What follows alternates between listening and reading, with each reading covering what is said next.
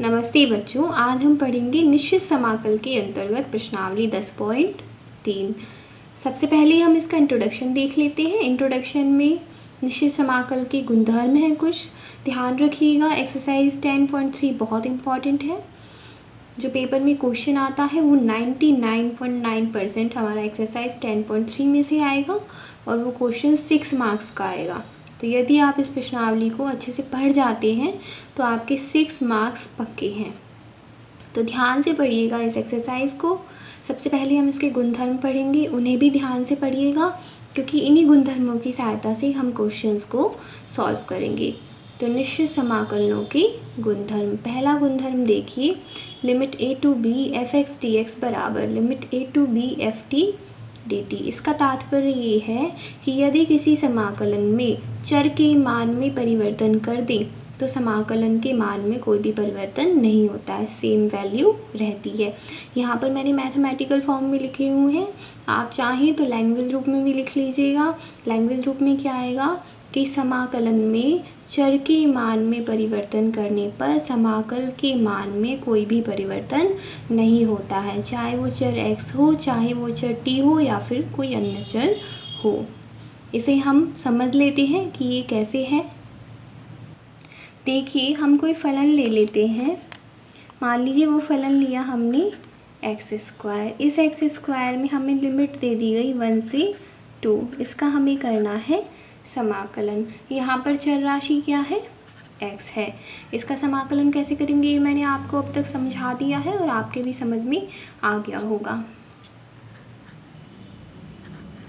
x² का समाकलन किससे करेंगे, x की पावर n के फॉर्मूले से। क्या होता है, x की पावर n+1/n+1। तो 2 + 1 करेंगे तो 3 आएगा और अपॉन में 3।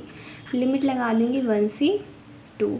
सबसे पहले अपर लिमिट लगाएंगे, x की जगह 2 रखेंगे, 2 की घात 3, 1/3 बाहर, माइनस लोअर लिमिट लगाएंगे 1 की घात 3। कितना आ जाएगा, 7/3। अब दूसरा समाकल मान लीजिए ये है t² dt। लिमिट क्या है, 1 से 2। क्या हुआ, चर के मान में परिवर्तन कर दिया मैंने। इसमें चर क्या है, x, और इसमें चर राशि t है। t² का समाकलन करेंगे वो ही आएगा t³ लिमिट 1 से 2। इसे सॉल्व करेंगे तो वो ही 7/3 प्राप्त होगा हमारे पास में। तो जो कथन मैंने गुणधर्म लिखा वो सत्य है। यदि किसी समाकलन में हम चर के मान में परिवर्तन कर दें तो उसकी वैल्यू में कोई भी परिवर्तन नहीं होता है, वैल्यू सेम रहती है जब तक कि हम उसके लिमिट्स में परिवर्तन ना करें या फिर जो फलन है उसके मान में परिवर्तन ना करें। दूसरा गुणधर्म देखिए, limit a to b f(x) dx बराबर minus limit b to a f(x) dx। ये गुणधर्म क्या कहता है कि यदि समाकलन में फलन वही है, चर भी वही है और लिमिट्स भी वही हैं, परंतु यदि हम उनके लिमिट्स को परिवर्तित कर दें, यानी जो अपर लिमिट है वो तो लोअर लिमिट हो जाए और जो लोअर लिमिट है वो अपर लिमिट हो जाए। जैसे यहाँ पर अपर लिमिट b है और यहाँ पर क्या हो गई, लोअर लिमिट हो गई। a यहाँ पर लोअर लिमिट है और a यहाँ पर अपर लिमिट हो गई। तो समाकल के मान में तो कोई परिवर्तन नहीं होता है परंतु उसका चिन्ह परिवर्तित हो जाता है। जैसे यहाँ पर इसकी वैल्यू यदि प्लस में आ रही है तो जब हम वैल्यूज़ को एक दूसरे से बदल दें तो इस स्थिति में जो वैल्यू आएगी वो माइनस में आएगी। इसे भी समझ लेते हैं हम। जैसे अभी हमने इसकी वैल्यू निकाली थी, कितनी आ रही थी, 7/3 यहाँ पर निकाली हमने। अब क्या करना है, हमें लिमिट्स को एक्सचेंज कर देना है, यानी लोअर लिमिट तो अपर लिमिट हो जाए और अपर लिमिट लोअर लिमिट हो जाए। समाकलन करेंगे x² का, x³ आएगा। लिमिट क्या है, 2 से 1, 1/3 बाहर, लिमिट लगा देंगे। सबसे पहले अपर लिमिट लगाते हैं तो x³ यानी 1 का क्यूब, माइनस लोअर लिमिट लगाते हैं तो 2 का क्यूब। ये कितना आएगा, 1 - 8 यानी -7/3। तो हुआ ना, यहाँ पर प्लस में वैल्यू आ रही थी, यहाँ पर माइनस में आ रही है। वैल्यू तो वही है परंतु चिन्ह परिवर्तित हो गया। तो यदि किसी समाकलन में हम लिमिट्स को एक दूसरे से एक्सचेंज कर दें तो समाकल के मान में कोई परिवर्तन नहीं होता, परंतु उसका चिन्ह परिवर्तित हो जाता है। तीसरा गुणधर्म देखिए, limit a to b f(x) dx बराबर, यहाँ पर बराबर है limit a to c f(x) dx plus limit c to b f(x) dx, जहाँ a is less than c is less than b, यानी a और b का कोई मिड पॉइंट है, इनके मध्य कोई अन्य बिंदु है, बिंदु c। तो ये इसका मतलब ये है कि यदि हम सीमा a से सीमा b के अंतर्गत किसी फलन का समाकलन कर रहे हैं और कोई अन्य सीमा c जो कि इन दोनों के बीच में आती हो, कहीं भी आती हो, पर इन दोनों के बीच में होनी चाहिए वो, जैसे -1 और 1 है तो उनके बीच में अपन 0 ले सकते हैं। ऐसा नहीं एकदम सेंटर में हो, पर उनके अंतराल के अंतर्गत आती हो वो सीमा, तो हम इसे इस तरह से भी लिख सकते हैं। ये कह क्या रहा है ये मैं आपको समझाती हूँ। देखिए, जैसे हमने कोई समाकलन लिया,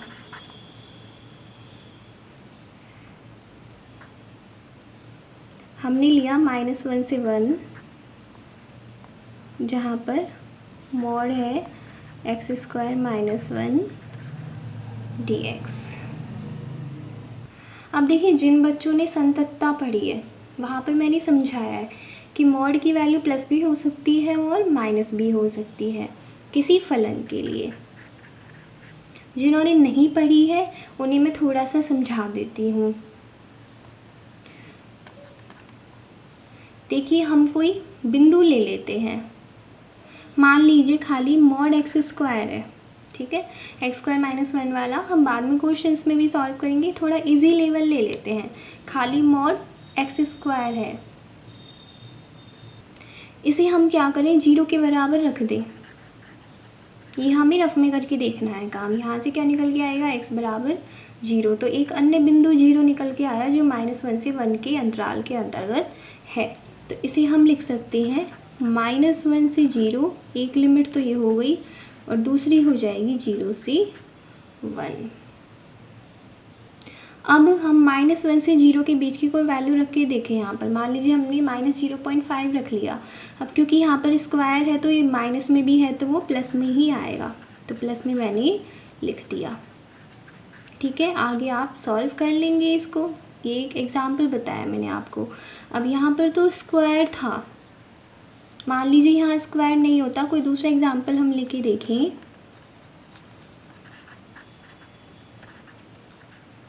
ये है, मान लीजिए थोड़ा और लेवल बढ़ाते हैं हम, तो यहाँ से इस काम को रफ में करके देखेंगे। 1 - x² को 0 के बराबर रख के देखेंगे और x बराबर प्राप्त होगा हमें +-1, यानी -2 से 2 के बीच में हमें दो बिंदु प्राप्त हुए, -1 और 1। लोअर लिमिट हमें कितनी दी हुई है, -2। पहला बिंदु हमने क्या निकाला, -1 प्लस, फिर इसी पॉइंट से हम स्टार्ट करेंगे। -1 के बाद क्या आएगा, 1 आएगा, 2 थोड़ी आएगा, पहले 1 ही आएगा। और फिर यहाँ पर अपर लिमिट थी उसी से स्टार्ट करके, और ये जो समाकल हमें दिया हुआ है 2 पर ख़त्म हो रहा है तो 2 पर ख़त्म मैंने कर दिया। दोबारा देखिए कैसे किया, इसे 0 के बराबर रखा, यहाँ से x के दो बिंदु प्राप्त हुए, -1 और 1। ये जो समाकल हमें दिया हुआ है वो स्टार्ट कहाँ से हो रहा है, -2 से, तो हमने -2 से स्टार्ट कर दिया इसे। अब इन दोनों बिंदु में से कौन सा बिंदु पहले आएगा, -1 ही पहले आएगा, तो -1 मैंने लिख दिया। फिर जो ऊपरी सीमा है वो अगले समाकल की निम्न सीमा होगी। -1 के बाद 1 आएगा, वैसे तो 2 भी है पर 2 से पहले ही आ जाएगा 1, तो इसी वजह से 1 पहले लिखा। अगले समाकल की निम्न सीमा इस समाकल की ऊपरी सीमा होगी, और ये समाकल ख़त्म कहाँ पर हो रहा है, 2 पर, तो 2 पर हमने ख़त्म कर दिया। इस प्रकार से 3 टुकड़ों में ये बट गया। अब हम आगे देखें इसको। अब हम -2 से -1 के बीच की कोई वैल्यू यहाँ पर रख के देखें। मान लीजिए हमने -1.5 रखा x की जगह, तो यहाँ पर -1.5 का स्क्वायर करेंगे अपन, तो 2.25 आएगा प्लस में, क्योंकि माइनस का स्क्वायर तो प्लस हो गया। अब 1 - 2.25 एक माइनस संख्या आएगी, ऋणात्मक संख्या आएगी, इसी वजह से हम यहाँ क्या लिखेंगे, -1 - x² dx। अगला देखिए, -1 से 1 के बीच की कोई वैल्यू हम रख के देखें। जैसे मान लीजिए 0 ही रख ली हमने, x की जगह क्या रख दिया, 0 रख दिया, क्या प्राप्त होगा 1। धनात्मक संख्या है या ऋणात्मक, धनात्मक है, तो 1 - x² को भी हम पॉजिटिव लिखेंगे। अगला देखिए लिमिट क्या है 1 से 2, यानी 1 से 2 के बीच की कोई राशि हमें x की जगह यहाँ पर रखनी है। मान लीजिए 1.2 रखा x की जगह, 1.2 का स्क्वायर करेंगे तो 1.14 प्राप्त होगा, और 1 में से 1.14 घटाएंगे तो 1.44 घटाएंगे तो माइनस का 0.44 प्राप्त होगा, यानी माइनस वाली वैल्यू प्राप्त हो रही है। इसी वजह से हम यहाँ पर इसे माइनस में लिखेंगे। समझ में आया। ये जो गुणधर्म है ये कहाँ काम में आएगा वो मैंने आपको बताया है कि यदि कोई सीमा के अंतर्गत हमें समाकल दिया हुआ है और हमें पता नहीं है कि यहाँ पर वैल्यू पॉजिटिव आएगी या नेगेटिव आएगी, तो हम उसे टुकड़ों में भी बांट सकते हैं। जब हमने -2 से -1 के बीच की वैल्यू यहाँ रख के देखी तो ये वैल्यू नेगेटिव आ रही थी, इसी वजह से मैंने माइनस लगा दिया। जब -1 से 1 के बीच में रख के देखी तो पॉजिटिव आ रही थी तो पॉजिटिव रहने दिया। जब 1 से 2 के बीच में रख के देखी तो नेगेटिव आ रही थी तो नेगेटिव लगाया। बाकी इस गुणधर्म को हम आगे और भी समझेंगे। चौथा गुणधर्म देखिए, limit a to b f(x) dx बराबर limit a to b f a plus b minus x dx, यानी इसे इस प्रकार भी हम लिख सकते हैं। तो इसे भी सॉल्व करके देख लेते हैं। अभी अभी हमने लिमिट 1 से 2 x² dx की वैल्यू निकाली थी, कितनी थी 7/3। ये तो किसकी जगह लिया है हमने, limit a to b f(x) dx। किसके बराबर सिद्ध करना है, limit a to b F A plus B minus X के। ए की जगह 1 है, बी की जगह 2 है। एफ ए की जगह 1 + 2 माइनस एक्स, 1 + 2 3 माइनस का एक्स, यानी दिए गए फलन में हमें एक्स की जगह क्या करना है 3 माइनस एक्स रख देना है। आगे सॉल्व कर लेते हैं इसे। 3 का समाकलन करेंगे 3x माइनस, पहले स्क्वायर को खोलेंगे, a माइनस बी का होल स्क्वायर हो जाएगा, 3 का स्क्वायर 9 + x² माइनस 6x। ठीक है, पहले होल स्क्वायर को खोला है हमने, लिमिट 1 से 2। अब हम समाकलन कर लेते हैं। 9 का करेंगे 9x, x² का करेंगे x³ माइनस 6x का करेंगे x²/2। लिमिट कितनी है 1 से 2, ये 3x² हो जाएगा। लिमिट रख देते हैं 9 × 2 प्लस 2 का क्यूब/3 माइनस 3 × 2 का स्क्वायर करेंगे 4। लिमिट्स रखने मैंने आपको बहुत अच्छे से बता दिए हैं 10.2 एक्सरसाइज में। अब भी कोई कन्फ्यूज़न है तो पूछ लीजिएगा। इसे कर लेते हैं हम आगे सॉल्व। देखिए यहाँ लिखा है मैंने, ये 18 आएगा, ये 12 आएगा, 18 में से 12 गए 6, प्लस 2 का क्यूब करेंगे 8/3 माइनस 9 और प्लस का 3 -6 और माइनस 1/3, 6 से 6 कट गया, 8/3 में से 1/3 घटाएंगे क्या आएगा 7/3। आई दोनों की वैल्यू बराबर, इसका अर्थ क्या हुआ, जो मैंने गुणधर्म लिखा वो सत्य है, यानी limit a to b f(x) dx बराबर हम लिख सकते हैं limit a to b f a plus b minus x dx। ये वाली प्रॉपर्टी भी बहुत काम में आती है जब हम क्वेश्चन सॉल्व करते हैं। पांचवा गुणधर्म देखिए, limit 0 to a f(x) dx बराबर limit 0 to a f a minus x dx। ये वाला गुणधर्म ये ही है।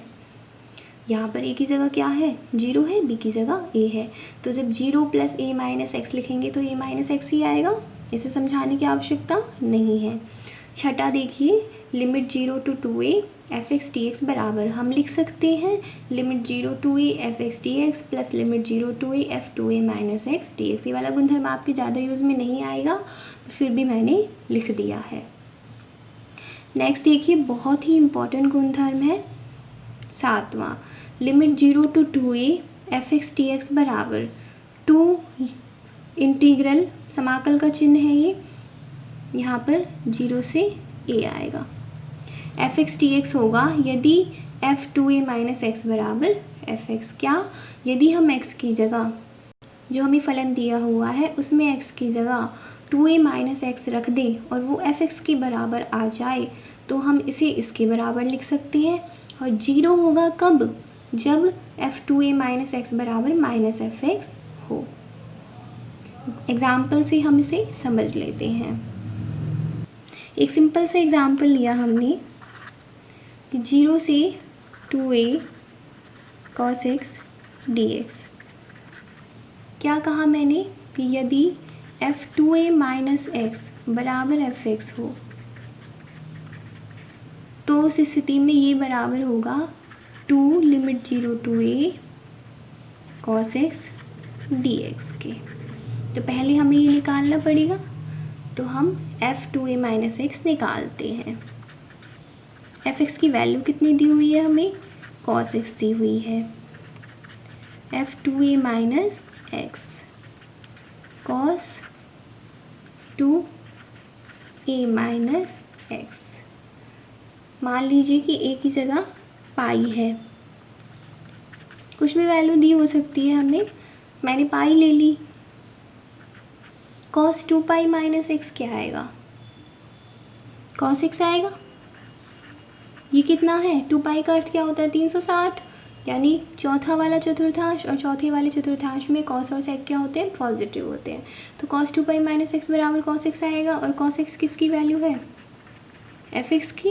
यानी जब हमने f2 पाई माइनस एक्स निकाला तो वो fx के बराबर आ रहा था। तो उस कंडीशन में limit 0 to 2 pi cos x dx बराबर होगा 2 limit 0 to a cos x dx के। ठीक है, यदि f2a माइनस एक्स बराबर fx आ जाता है तो हम इसे इसके बराबर लिख सकते हैं। a की जगह क्या है? पाई है। दूसरी कंडीशन क्या है कि यदि f2a माइनस एक्स बराबर माइनस fx आता है तो जो समाकलन है उसकी वैल्यू कितनी आ जाएगी? 0। इसका फ़ायदा क्या है? हम शुरू में इसे सॉल्व करके देख लें, यदि 0 आ गई तो हमें इतना लंबा समाकलन करने की आवश्यकता ही नहीं है। जैसे यदि आप sin x के लिए सॉल्व करेंगे तो वहाँ पर वैल्यू 0 आएगी। जैसे यहाँ पर साइन होता तो sin 2 पाई माइनस एक्स बराबर क्या आता? माइनस sin x आता, वो माइनस fx होता और माइनस fx के बराबर है तो दिए गए समाकलन की वैल्यू 0 के बराबर हो जाएगी। दोबारा देख लीजिए इस गुणधर्म को। Limit 0 to 2a fx dx बराबर 2 limit 0 to a fx dx होगा यदि इसमें x की जगह 2a माइनस एक्स रखने पर वापस से fx प्राप्त हो। और 0 कब होगा? जब fx प्राप्त नहीं हो, माइनस fx प्राप्त हो। इम्पॉर्टेंट गुणधर्म है, ध्यान रखना है। नेक्स्ट देखिए 8वां गुणधर्म minus a to a fx dx बराबर 2 limit 0 to a fx dx होगा यदि f माइनस एक्स बराबर fx आए, यानी x समफलन हो। जैसे हम पढ़ते हैं समफलन और विषम फलन, जैसे cos होता है वो समफलन होता है, sin होता है जो विषम फलन होता है। और 0 कब होगा? जब f माइनस एक्स बराबर माइनस fx हो। ये भी इम्पॉर्टेंट गुणधर्म है, इसे भी हम उदाहरण की सहायता से समझ लेते हैं। मान लीजिए हमें इसे हल करना है, माइनस पाई से पाई है, यानी माइनस a से a वाला गुणधर्म हम इसमें यूज़ कर सकते हैं। सबसे पहले fx की वैल्यू लिखेंगे हम।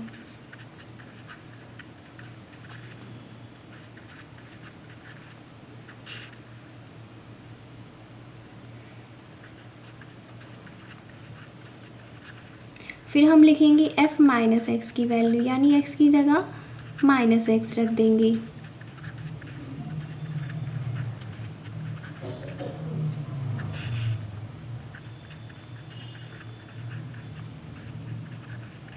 x की जगह माइनस एक्स रख दिया हमने। सॉल्व करेंगे इसे, साइन माइनस एक्स बराबर माइनस साइन एक्स होता है, विषम फलन है। कॉस माइनस एक्स बराबर कॉस एक्स होता है अपॉन 1 प्लस यहाँ क्या आएगा? Cos square x. ये किसकी वैल्यू है? fx की, और माइनस आगे लगा हुआ है तो दूसरा वाला पालन हुआ इसमें, तो दिए गए समाकलन की वैल्यू कितनी हो जाएगी? 0 हो जाएगी। इसमें क्या था? विषम फलन निकल के आया, ये वाला निकल के आया कि जब हमने x की जगह माइनस एक्स रखा तो वो माइनस एफ एक्स के बराबर आया, इसलिए जो समाकलन था उसकी वैल्यू 0 के बराबर हो गई। नेक्स्ट देखिए, बहुत ही इम्पॉर्टेंट है एक्स निष्कासन नियम, बहुत सारे क्वेश्चंस को सॉल्व करने में यूज़ आएगा। यदि एफ ए प्लस बी माइनस एक्स बराबर एफ एक्स हो तो limit a to b x f x D x बराबर होता है a plus b upon two limit a to b f x D x. X निष्कासन नियम क्यों कहते हैं हम, क्योंकि यहाँ से एक्स हट गया, ये किसके बराबर हो गया, a plus b upon two limit a to b f x D x.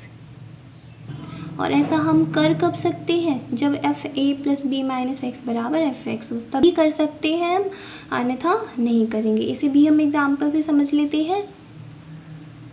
हमने माना कि आई बराबर है लिमिट 0 से pi x sine x upon 1 plus cos square x D x. X का गुणा हो रहा है, यहाँ पर एक्स का गुणा हो रहा है, तो एक्स निष्कासन नियम का प्रयोग कर सकते हैं।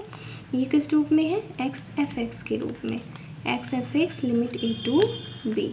सबसे पहले क्या करेंगे, हम ये देखेंगे कि एफ एक्स बराबर F A plus B minus x आ रहा है या नहीं आ रहा। तो एफ एक्स की वैल्यू लिख लेते हैं। एफ एक्स की वैल्यू कितनी है, sine x upon 1 plus cos square X. X नहीं है, एक्स तो अलग है। अब हम एफ ए प्लस बी माइनस एक्स निकालेंगे, तो पाई प्लस 0 माइनस एक्स कितना आएगा, पाई माइनस एक्स। यहाँ पर एक्स की जगह रख देंगे हम pi minus x upon 1 plus cos square pi minus x. Sine pi minus x बराबर क्या होता है, साइन एक्स। ये तो छोटी छोटी चीज़ें हमने 11th में पढ़ी ली है। और यहाँ पर क्या हो जाएगा, पाई माइनस एक्स तो माइनस कॉस एक्स होगा, और उसका स्क्वायर करेंगे तो कॉस स्क्वायर एक्स हो जाएगा। ये किसकी बराबर है, एफ एक्स की। यानी एफ एक्स बराबर F A plus B minus X हो गया। तो हम इस प्रश्न में एक्स निष्कासन नियम का प्रयोग कर सकते हैं। एक्स निष्कासन नियम है क्या, कि यदि एफ ए प्लस बी माइनस एक्स बराबर एफ एक्स हो तो limit a to b x f x D x बराबर होगा a plus b upon two limit a to b f x D x. बहुत इंपॉर्टेंट है ये। अब ये तो हो गए इसके गुणधर्म। अब कुछ दो समाकल और है, इम्पॉर्टेंट है, हमें लिख के रखना है, ये वैल्यूज़ हमारी काम में आएंगी। तो लिमिट 0 से pi by 2 log sine x D x बराबर होता है लिमिट 0 से pi by 2 log cos x D x. इसकी वैल्यू बराबर होती है माइनस पाई बाई 2 लॉग 2 के। किसकी बराबर होती है इन दोनों की value, minus pi by 2 log 2 के। और दूसरा है लिमिट 0 से pi by 2 log cosec X D x बराबर होता है लिमिट 0 से pi by 2 log sec X D X के, और इसकी वैल्यू बराबर होती है पाई बाई 2 लॉग 2 के। दोनों ही नोट करके रखने हैं और ध्यान भी रखने हैं हमें। जो बच्चे पहले पढ़ चुके हैं उन्हें मैंने ये भी समझाया है कि यहाँ से ये कैसे निकल के आता है, ध्यान में रखने हैं आपको सारे गुणधर्म और ये समाकल भी। तो आज की वीडियो यही समाप्त होती है। नेक्स्ट वीडियो में हम इस एक्सरसाइज के क्वेश्चन सॉल्व करेंगे। धन्यवाद।